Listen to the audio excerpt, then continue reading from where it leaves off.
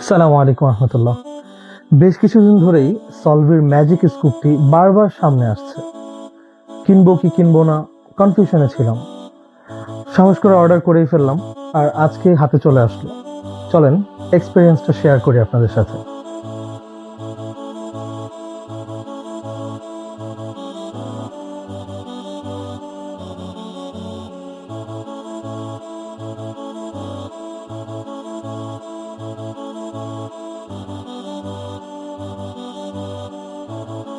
ফার্স্টে যখন কিছু বানাতে যেতাম তখন যে বিষয়টা হতো,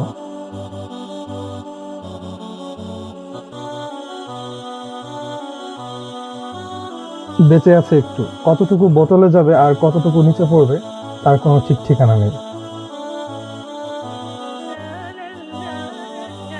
অবস্থা দেখেন,